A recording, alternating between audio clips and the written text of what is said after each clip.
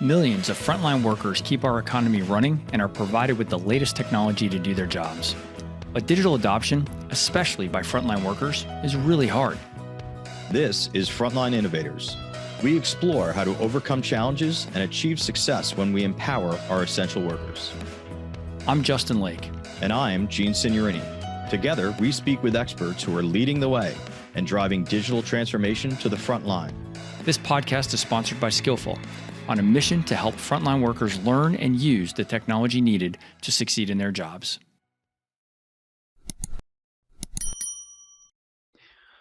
Welcome to the Frontline Innovators podcast. I'm your host, Justin Lake, and I'm very excited for today's episode. We've got a great guest who is the Learning and Development Technology Manager for Pactiv Evergreen. Please welcome to the show, Adam Roesner. Hello, Adam. Hi, Justin. Nice to be here. Thank you so much for joining the show today. I'm really excited.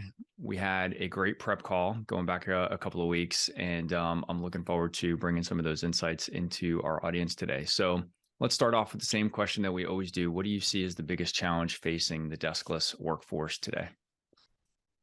I would honestly say it's kind of a two-part piece. I would say access to that learning and then the nature of that learning itself. I think the two go hand in hand. You can't have one without the other. Okay. You're going to have to dig into that a little bit more. So it's okay to have two answers, by the way. It seems like everybody lately has been giving me two answers to my one question, but that's okay. So let's touch on the first one.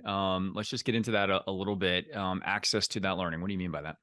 Sure. So there are a lot of different kinds of frontline learners, right? And it has to do with your industry, where you're at, what you do, all of those things. An easy example is not everybody has access to a computer.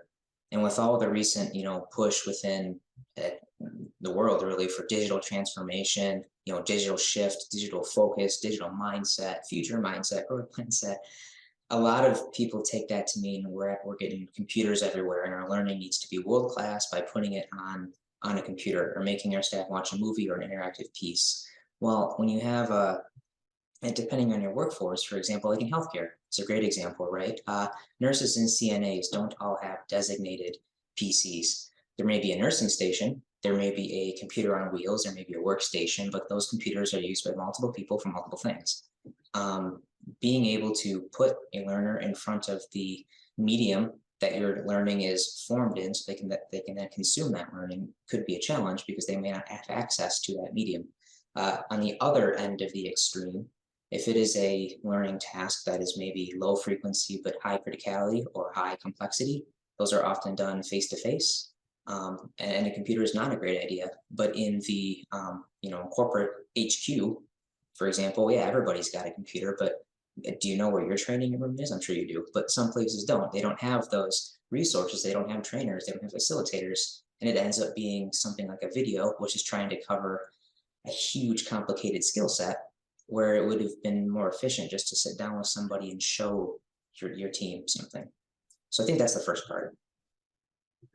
Okay. I want to come back to that topic later after we introduce, because I have some questions about scalability of that I'd like to just talk through a little bit. But let's go to the next piece of that, which you said the nature of the learning is the other side of a challenge for deskless workers. It sounds like maybe you were starting to kind of bridge into that part of the topic already.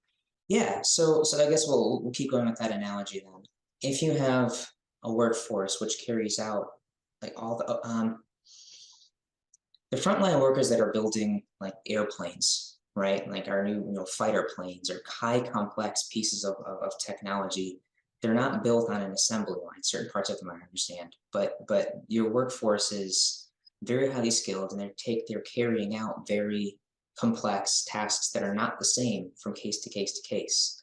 In those cases, you need to teach those workers how to get to the answer rather than what the answer is each time. That kind of training you would not want to do with a how-to video or with a standard operating procedure, an SOP. Sometimes that's the answer, but other times you need to have somebody more seasoned come in and show them what it needs to do and build an SOP that is more defining a set of guidelines.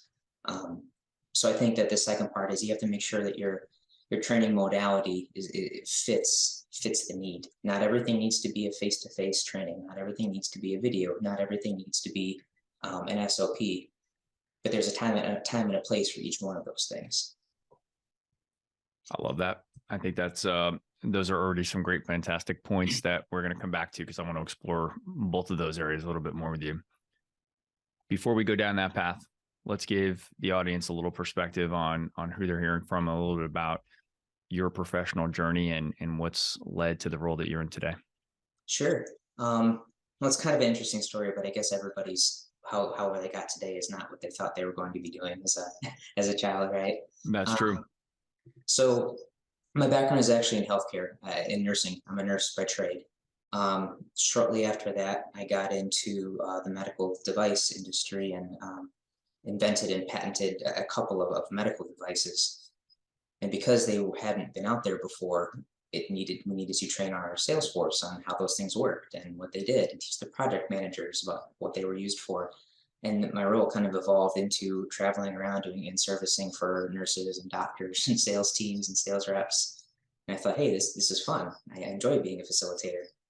My next role was almost all facilitation. And after that, I moved into, at a different company, I moved into content development. I had a team of developers, and we wrote and created training content, again, in the healthcare space, but not exclusively in the healthcare space. From there, I moved on to system ownership and system administration, and I was hired to create an external learning solution for a major company for frontline workers, which in most cases were nurses and doctors, but again, not always. And that's to where I landed today as our learning technology manager. It's interesting, oftentimes the definition, there's no formal definition, I guess, but the way that the term frontline worker or deskless worker is often used is really thinking of lesser educated folks that have more task-oriented roles. But you just mentioned nurses and doctors, and they actually really fit the same criteria, that they are kind of customer facing or patient facing. In this case, their job depends on their use of technology, at least in part. And it's an essential part of what they do. So I'm curious if you've noticed any difference in trying to onboard nurses and doctors into technology versus other roles. Does their education help or hurt that? Your success. You're in trouble if I answer this truthfully. No. Yeah. So in the healthcare space specifically, first you mentioned a very good point I want to reiterate, is that the frontline worker, like we said earlier, is that's not one face. And that's not even the same within the same industry, right? You have certain roles in healthcare where it is very task oriented. Manufacturing, where I'm at now, is very task oriented, depending on what the product that's being made is, and sometimes it's somewhere in between. Challenge with nurses in healthcare and for highly educated frontline workforces, they are present, but they're not always in the areas you would think. So the types of technologies that in a healthcare space that those forces are used to are, what's an easy term, gadgets, right? It's a new scalpel. It may be a new charting system. It's the new Pyxis machine. When you're in the hospital and you're sick, where they keep all that medicine, the machine that allows you to take things out of it and checking the right time, the right place, the right dose, the right patient. All of those things, they change. And sometimes while the physical device may not change, the system changes. And even do login, you got to remember the menus that get through it. Right. A lot of their training is not done on a computer. Some of it is obviously compliance training, right? Harassment training, fire alarm training. And a lot of those systems have on-demand resources that those nurses can get to. The challenge we face is, especially when you're coming from the outside. So for example, in a previous company, we made medical devices and medications and things, and we would have to make learning assets available to our customers, those nurses and doctors. That's a whole new place for them to find, get into, log into with a password and a name and a password, of which they have several. A lot of nurses have them on the back of their badges, right? Yeah. So they're trying to remember their 15th username and password, because systems integration is not always a thing. and you get a lot of problems that come with access. If we're going to bring it back to the first thing we talked about, it's not understanding the training because they're really highly educated. It's more, how do I get to it? Because it's in a different system, in a different place than what I normally work with. And these workforces don't spend a whole lot of time on the computer. That's not accurate. They spend a lot of time on the computer, but not in the same way that you or I do. Yeah. That, it's interesting. I think I know what you mean, but I want to talk that through a little bit because it's an interesting thought, what you just said. And I think this actually applies to a lot of roles across all education backgrounds and all industries that are kind of in use by frontline employees, which is, I think of my job as mostly I'm on my laptop all day. I have a Mac and I probably spend 10 or 12 hours a day in front of this thing. Same Right. thing. Same A lot of email, I'm in LinkedIn, I'm in Word documents, PowerPoint, all of that kind of stuff. So most of my world revolves around this laptop. It's assigned to me. I choose what windows are open on my screen, right? So I have a lot of control about that environment. We might say that many frontline workers don't have that same situation because they do have a shared workstation, as you talked about before. They're sharing technology. They're using technology wherever they happen to be as they go throughout their day. Right. But it's, I don't know. I guess I'm actually struggling to think of how to really describe that. It's less personal to them. They're not using their machine. They're still using technology. And in fact, a nurse may spend the same number of hours a day on technology as you or I may, but it's not his or her dedicated machine, right? It's a shared use thing. Let's talk about that for a second, because I want to try to think of a way to define this better so that we can then think about the implications to those workers that make this different. Sure. I think it is a thing. It's difficult to articulate, but I kind of think in analogies. And the one that came to my mind was, it's a primary tool or a secondary tool. Okay, a primary tool for a carpenter is a saw. They spend a lot of time of their day sawing boards, nailing boards, measuring boards. A stonemason may also have a measuring tape. He has to know how long the wall or the patio is going to be, right? And he may use a saw to cut stones, right? But his main tool is probably, masonry bit and concrete, and he's laying bricks and he's using sand, right? You're using the same tool. You're even using the same tool in the same way, but the frequency and the depth at which you use that tool is quite different. In healthcare, computers are used a lot for record keeping and charting. A lot of their actual healthcare provision is not done on a computer. It's done face to face through mechanical intervention like surgeries, medical internal interventions like medications or therapy that they may or may not do themselves. That can still be 10, 12 hours a day on a computer, but someone who's like a system programmer also uses their computer for 10 or 12 hours a day, but that is their primary mechanism of work. And they are very familiar with that one computer and how it works, right? Whereas a nurse, the computer in the north end of the wing kind of works sometimes, but if it's raining, you can't use this, right? It shuts off sometimes. Right. Or for me, on certain days of the week, I know if I go into the office, then at work is very slow because the servers are provisioning things differently. And I'm like, well, that's, I stay home on those days so I can get my work done quicker. Right. Same tool, different uses. I think that's a really great way to describe it. And you've also touched on something that you talked about in the beginning, which is access to the learning. So let's talk about that. You described that as one of the challenges facing the deskless workforce, and I'm curious to explore that with you, especially in light of this scenario where we're talking about folks who are using technology as a secondary part of their job. I love the way you've described that. And particularly, I think, with shared devices where they aren't necessarily assigned the same computing platform, but yet we have an expectation that every part of their job is tracked, even if it is just for record keeping and charting. Every part of their job depends on the technology, yet we don't assign one to them and we're not delivering training to it. So how do we bridge that gap? Well, I think there's a lot to that. There's a lot to unpack there. But you actually mentioned it, the shared workstation. In manufacturing, we run into this quite a bit as well. Workforce of significant size and not a lot of computers to go around. If you're at a site that has a training room, and that again is a term that can mean many things to many people, it may be a room with one computer in it, former closet that now has a computer in it.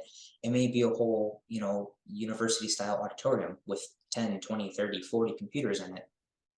If you're one of those sites that has multiple computers, then it's maybe or maybe not a little bit easier to schedule blocks of users that come in, and they can take all of their training at once, again, depending on what their training is and how it's being delivered and what your workforce looks like.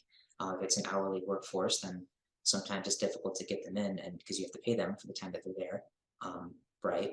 There are other scenarios if you're on the other end, again, in this workspace where you've got one computer and you've got to train your whole building, 200, 300, 400 people on one computer. Your solutions are going to be more face-to-face based, like we were saying earlier. Right.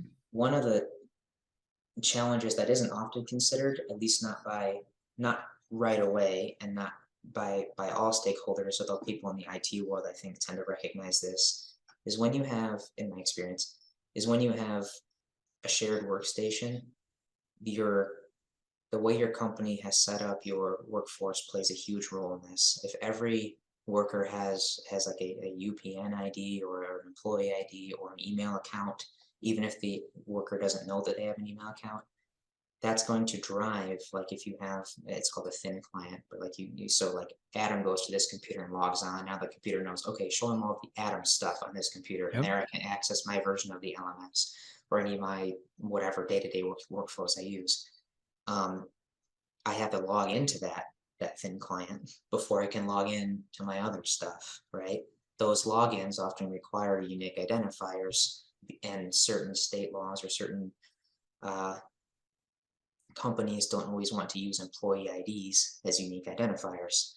That's great for a small company when you can use a first and last name, Justin Lake, Adam Roesner, right? Yep. However, when you've got 35,000 people, there might be another John Smith, right? And now you're running into John Smith 2, John Smith 3, and that goes back to that access. Now you have an employee who's really just trying to get his compliance training done. He came in an hour early so he could do his employee training, and he's got his shift that starts now in 45 minutes because he spent 15 minutes trying to remember his password, logging in, doesn't access, the two systems aren't networked together. You've created a roadblock, and you've just made a whole mess of problems for your team that could have been avoided if you had thought before about the modalities and your systems integrations. This is one of the most surprising things. I agree with what you're saying. We've experienced what you're saying in my day job, and I think it's probably one of the things that I would have least predicted that we'd be involved in trying to solve with large companies is like how to help their frontline employees sign in to a learning experience. I don't think anybody gets excited about saying, hey, we're going to go do a tech innovation process and we're just going to focus on how to make it easier to access. But it's turned out to actually be a pretty big problem. And I think it's exacerbated with some of the frontline worker roles. Again, kind of going back to compare and contrast mine and your role versus that of many frontline workers. I have a phone that I can get text messages with. So if I have a password and I don't remember my password, I can click the, change password button and I get either an email or a text message, right? Well, all those great mechanisms go out the window if that employee doesn't have corporate email or corporate text messaging capability. Right. So we've had to really work pretty hard with our clients to go solve around that problem and come up with alternatives. And I think a lot of people that have maybe never tried to solve that problem are just like, what's the big deal? Just send them an email. Yeah, but they don't actually have an email account in the same system. Yep. So go ahead. Oh, I was just gonna say it's another, interesting piece too, as you mentioned earlier, is you said send them a text message. And in a lot of manufacturing environments, and in healthcare too, cell phones are not a thing, right? Now for you or I, no big deal. There's a neat poster on the wall. You could pull out your phone, you can beep a QR code, and you got the neat message from whatever, or you got your new training. A lot of nurses don't bring they don't bring their cell phones into patient rooms. Not only is it a big HIPAA, it can be a big HIPAA violation. That's also an infection vector. You put that phone by your face and on your hands. I don't want to bring that into a room of somebody who's potentially sick. I can get them sick and get me sick. On the manufacturing floor, there's things moving. You need to be paying attention. There's big machinery around. So even if a great solution would be just-in-time learning on a cell phone, beeping a QR code, that's not an option to that team. But the second thing I wanted to mention was you end up with you have big companies and they have a lot of different systems. And you need a lot of different big systems to support large organizations with large numbers of people. And I've wondered to myself too, like why is it you run into, because sometimes you have 2 or 3 LMSs, which is a whole different can of worms. Or why do we have 2 or 3 different instances of people software? Or why do we have 2 or 3 different instances of time tracking software? And I think it comes back to, when that company is growing, they had a solution. They may or may not have had a solution for whatever that problem is. They may or may not have already had timekeeping software. When they acquire another company, or when the company expands and suddenly they're beyond the scope of their first contract with that timekeeping software, they pick up another piece of software because they have a need today. It needs fixed today, and we can purchase this solution, and here it is, and now our business is not disrupted. That's fine for a while, but as the snowball keeps going, you end up with 2 or 3 copies of software that's doing the same thing, and training solutions that are doing the same thing, and employees that are getting 2 or 3 different versions of the same harassment training, because the first time it was assigned to reoccur every year, and the second year there's a new one, but the first one didn't stop. I think the bigger an organization gets, the more solutions can be available to them, but it's also a bigger responsibility to maintain those solutions to make sure they continue to mesh with each other by having employees that have email addresses or unique identifiers or ways that they can all access your systems. This is something that we see every day. Large companies, particularly those who have expanded through acquisition and merging, with other companies, where both companies had different learning tools and, like you said, different time tracking tools, different work order management, different manufacturing tools. All of those things get merged together, and it seems like it's a years long, maybe to infinity, duration to go optimize and pull out all that duplication. And I do think it impacts the user experience / learner experience for all of those systems, where I think stakeholders in the organization would say, but we have those tools in place. We have those systems in place already. But to a point that you made earlier on, it's, yeah, but can they find it, and can they get access to what they need when they need it? There was a big piece not long ago, when the reimbursement structure, to make a healthcare example, changed, and it drove a lot of consolidation of major healthcare systems. And you may have noticed this just out in the world, but one of the local systems around here is like North Shore Health System. There were a series of hospitals and a few outpatient facilities. As the reimbursement and quality of care standards change at a federal level, a lot of those major systems, it's like raindrops in a windshield. They bought each other up, and now there are fewer players on the field, but those players are larger. Because other hospitals were acquiring other hospitals and bringing them into the fold in the system, you ended up with, it's not always necessarily like an acquisition or a merger, although I guess the business definition of what I described would be an acquisition or a merger. But Right. you end up with, again, a hospital that was totally functioning on its own island, doing everything it needed to do just fine, and you have another bigger system with those same systems again. Nobody made any mistakes. Nobody didn't plan accordingly for the future. Nobody did anything wrong. But at the end of the day, when you flip the switch on one of your people management systems, and now all these nurses roll up under the same place in the training space, they all have the same training standards they need to take, but they can't get into that system because that piece of the roadmap has not yet been completed. Now you have frustrated employees that are trying to get their training done, or trying to learn about the new virus that's going around, like COVID, for example, and maybe this hospital has data and one set of standards to treat that, and the other hospital does not, or they're different. And how do you make those match? So it's not even necessarily through somebody didn't think ahead. It can happen organically in the space as well, through something that has something totally unrelated to do with systems or trainings or processes. I think you've really, that was a great insight that you just shared. And I just want to repeat my takeaway from that. That is, just because an organization has ended up in a situation that may be suboptimal today, doesn't necessarily mean that people made mistakes to cause this outcome. I think that was a really, really good point. And I think I'm kind of a natural problem solver. So I tend to approach things when I'm learning about a set of circumstances to say, what's the root cause of this problem? And I think it's a really good perspective. And I think as you were describing that, I'm thinking of interactions that I've had with companies that it wasn't a bad decision that led them to this. It was maybe some completely unrelated decision that essentially had a downstream effect on the tools that they're using. And this isn't just related to learning technology. It could be, why would a company have 2 ERPs? Why would a company have 2 time tracking systems? Who made this ridiculous decision, right? Well, the truth is there may be some background that in both cases, those decisions were absolutely the right ones at the time.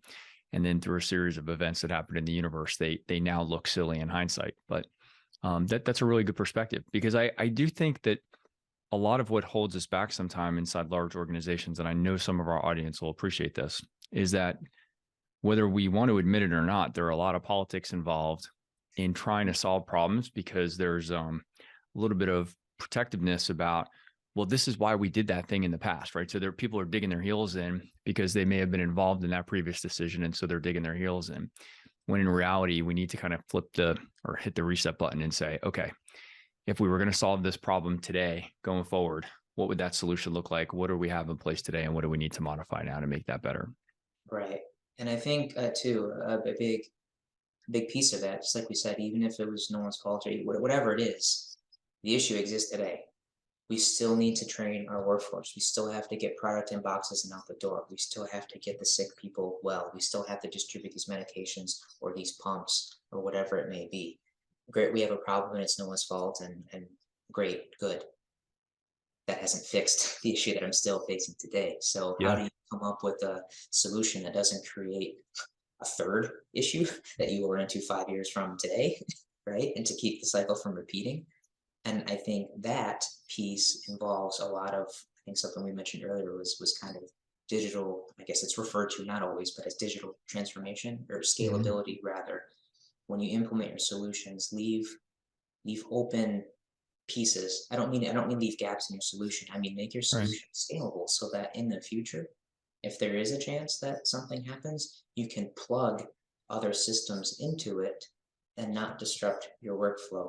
If you can bring in a system that needs a unique identifier, consider perhaps an enterprise level account with that vendor instead of purchasing your own licenses on a case-by-case basis. Because if you're purchasing licenses case by case, they all have to follow the same format, and that format may not exist with another system, or that those data points might not exist for your hourly workforce, for example, things like that, right? If you have to, when I was a nurse, we'd scan our badge for everything to log into stuff, and it was great because I didn't have to remember a password for things.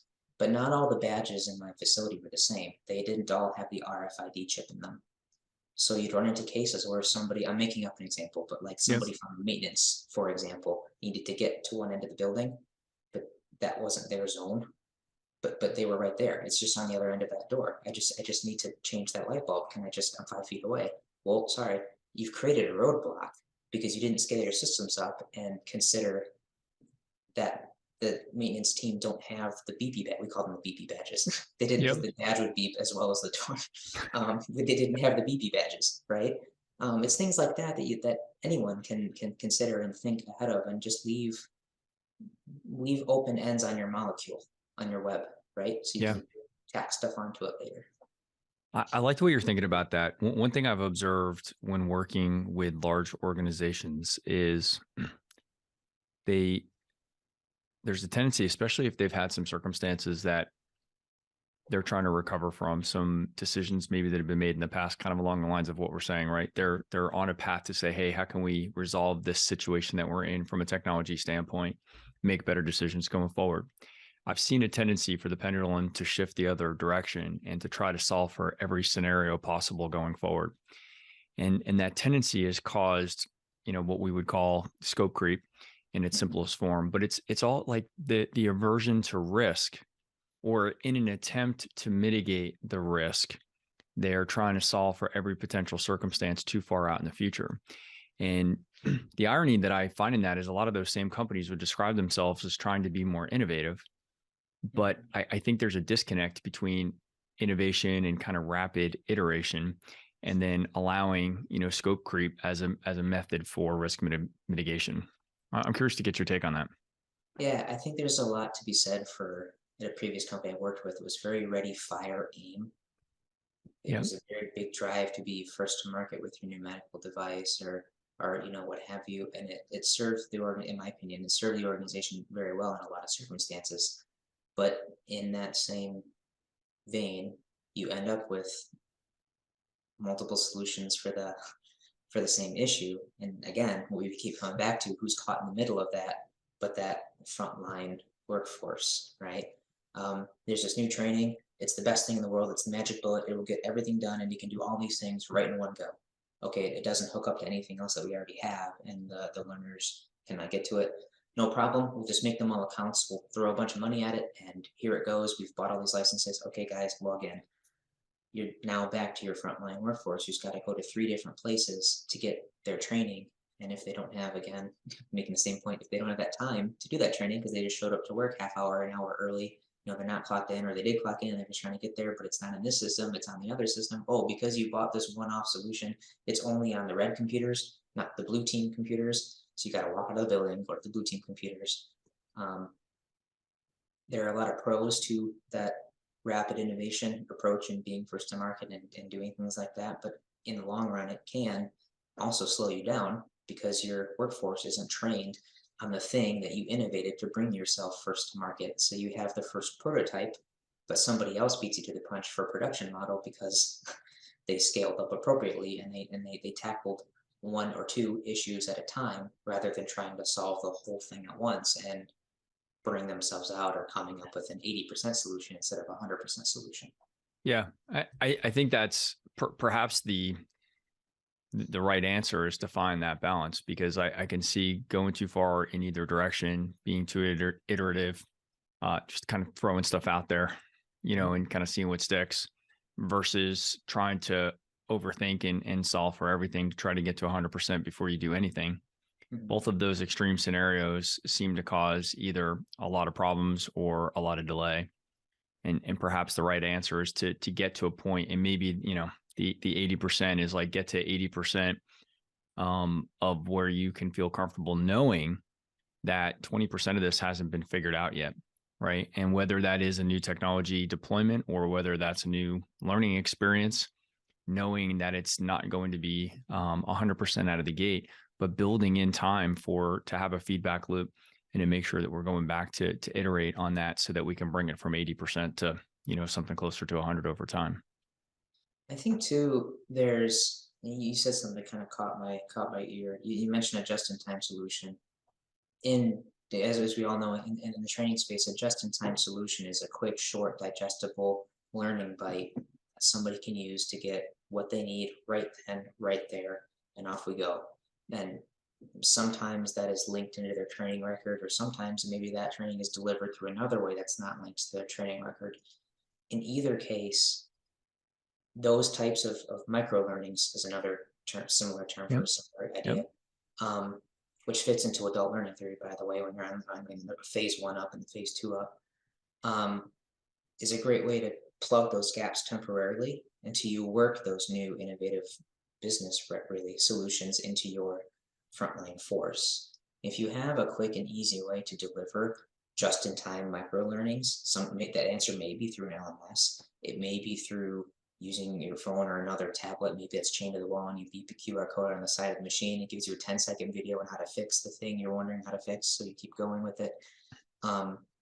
You can use those types of technologies to plug that temporary gap because you move so fast, you covered a lot of ground. You probably will have a lot of knowledge gaps in your team that's actually deploying the solution, in your sales force, your manufacturing force, your nurses, your doctors, and that can buy you time until you weave in a semi-permanent or a very permanent solution into your regular onboarding training regimen. Just one of the ways to solve for that, but it doesn't make it any less tricky sometimes. But it is a way I've seen. I have seen that work in the past. I think that's a great piece of advice, actually. And that is also something we've been talking a lot about, the concept of minimum viable proficiency to get somebody, perhaps onboarded into a new role, or, even when we're deploying new technology to go and expect that we're going to train all of the new participants to 100% of everything that they'll ever need to know is, irrational, and probably not super effective anyway.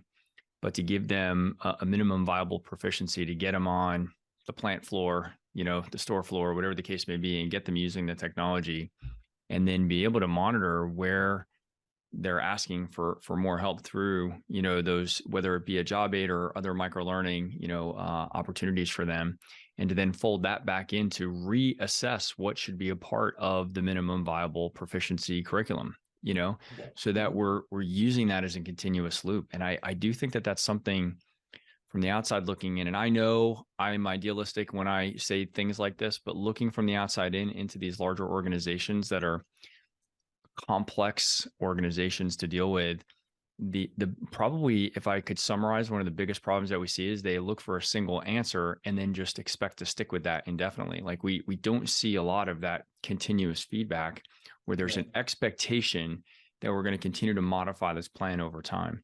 It seems like somebody was asked to create a plan and they're hitching themselves and their professional reputation to this plan, and it's got to work. Rather than, the 80-20 that we were talking about before. Hey, here are the things that we know. Here are the known knowns. Here are the unknown knowns, right? Here are the unknown unknowns. But to carve that out as actually part of the strategy, to say that our plan is going to be to continue to learn over time so that we can refine this and make this experience better.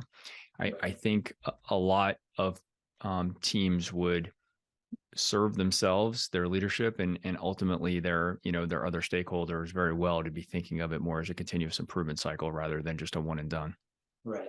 And I think that's where a lot of technology innovation can take place. You can utilize technology, like I mentioned earlier, for those just-in-time solutions. That wasn't a piece of tech that was available maybe even 10 or more 15 years ago, for sure. 10 years ago, things like QR codes and phones were prolific, but not as prolific. But again, that's not the solution for everybody. And we haven't mentioned this, but sometimes that can be expensive.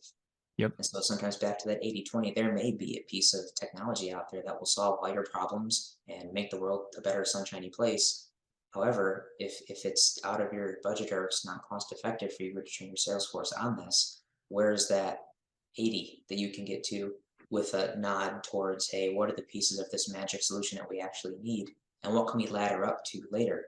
Okay, if I have to ladder up to this one particular piece of functionality, which we don't have today, but my gosh, we're probably gonna need it in 5 years if we keep moving in this direction, I better leave that space on my molecule, my learning web. I better leave that open because I'm gonna have to plug something into it later.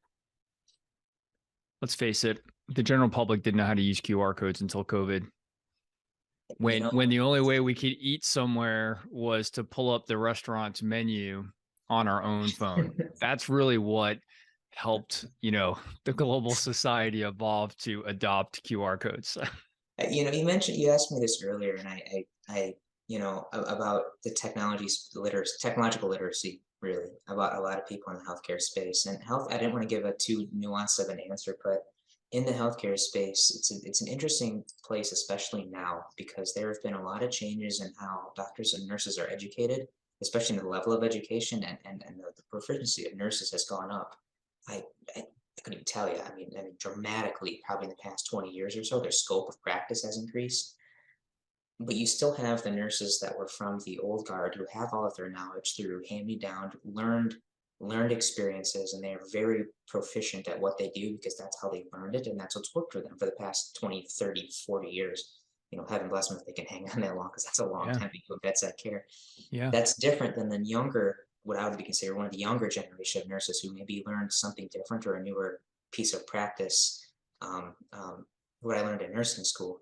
The same applies to technology and using those technologies to provide solutions to people. And this isn't just training, but you have a generational divide, a very quick shift in the paradigm that happened in a very small amount of time. And not really, but half your nurses do things and think of training and use computers one way and grew up using computers one way.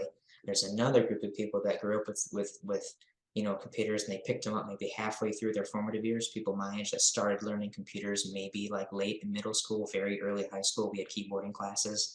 And now to what I assume are the younger generation, to where they're born with these devices in their hands. And I know one of my nieces She doesn't know how to move through the menus and can't read, but she knows how to find Olaf on the iPad, and she knows which icons to click to get to the movie to find the snowman who can talk to her. Yep.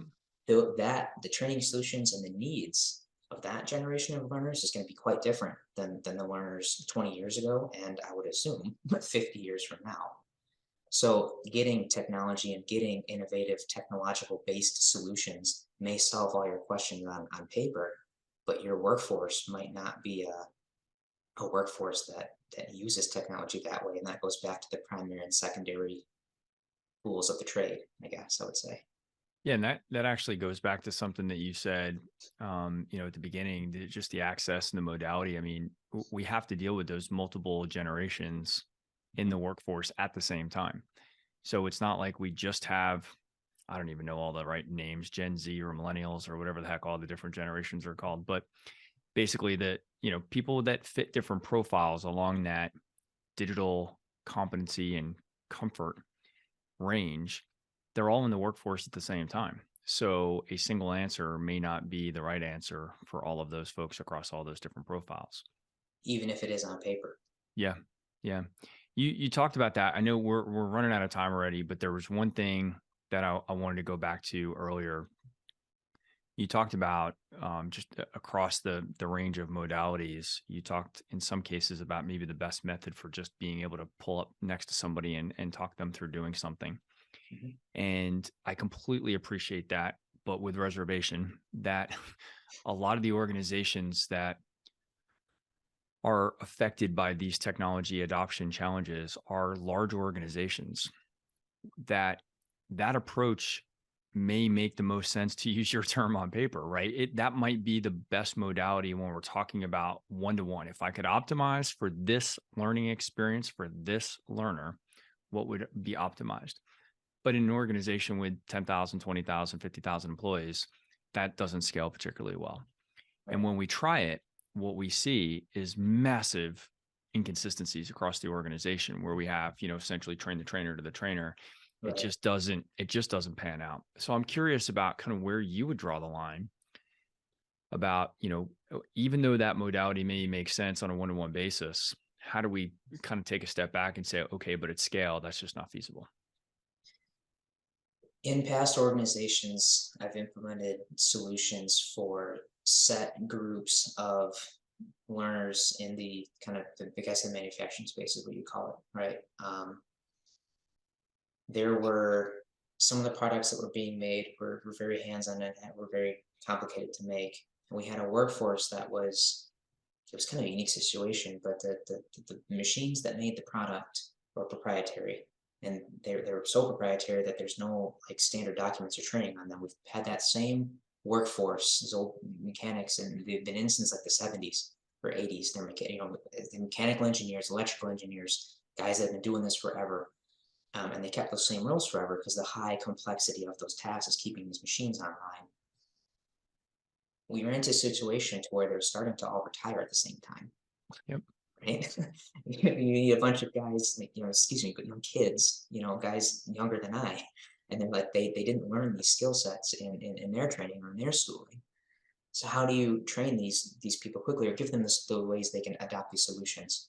In just this particular space at this company, we implemented a kind of a virtual augmented reality set of goggles and HoloLens. The technology stuff doesn't really matter, but the idea was that in just this space for these areas of workers, if there was a very nuanced question, instead of having to call that senior engineer on staff, get him on a bed, get him into the plant, get him to show you how he's got to suit up, show him how you do this, you can pop on one of these goggles and make a Teams call to his phone when he or she is on call, and he can roll out of bed and be kind of grumbly, but he can see on his phone what you are looking at through your goggles, and he can hear you, and you can say, hey, Joe, I don't know, I don't want to take the line down, but I don't think I need to. I haven't trained on this, or I trained on it 2 years ago and never had to do it. Which lever do I pull? Right? Should I cut the blue wire or the red wire? Exactly. Right. M is in Nancy. Yeah. But yeah, so and that was a piece that it would have been too expensive for the whole organization, but for certain niche cases, it saved a lot of time. And the feedback also, the less important, but the feedback was that was fun. Yeah. Guys like to use it because it was kind of Star Warsy, so.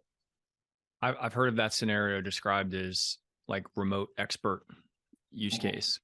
And I think that makes a lot of sense. And what we've seen with some other organizations and actually some technology partners that we have that have really worked to systematize what you're describing is Mhm. not only providing the real-time solution for that communication between the person who's on site with the piece of equipment and the remote expert, but also now systematizing the process of gathering that data.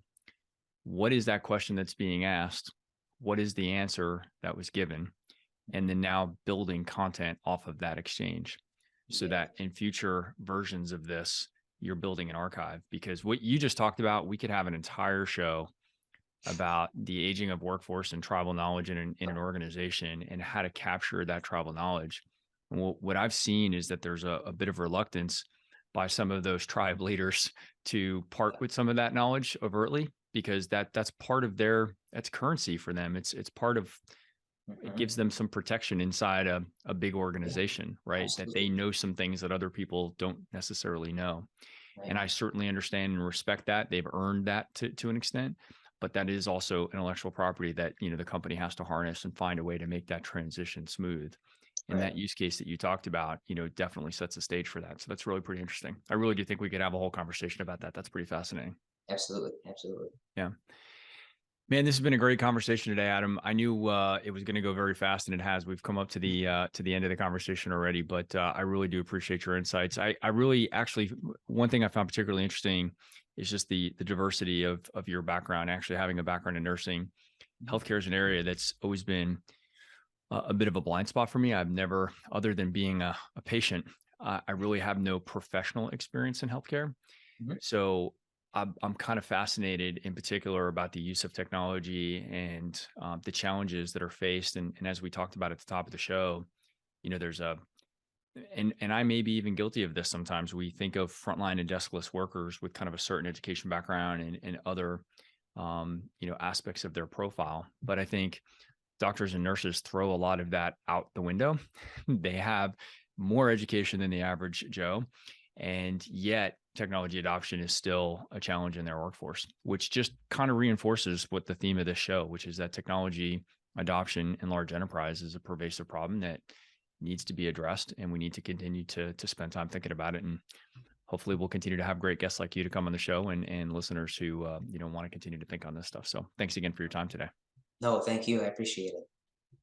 Excellent. Well, to our audience, we do need to wrap it up. I hope you found the conversation as enjoyable as I have. If so, please share and rate the podcast. 5-star ratings help ensure that it gets promoted to other professionals like you that are innovating on the front lines. And a reminder that this podcast is sponsored by Skillful, the mobile digital adoption platform for deskless and frontline workers. Visit the website at skyllful.com. And if you or someone else you know is out there innovating on the front lines, we'd love to hear about it. Please reach out to me on LinkedIn and share your story or their story. Make a recommendation or an introduction, and we'd love to see them or you on our next episode. Adam, thanks again for your time today. Thank you. Take care.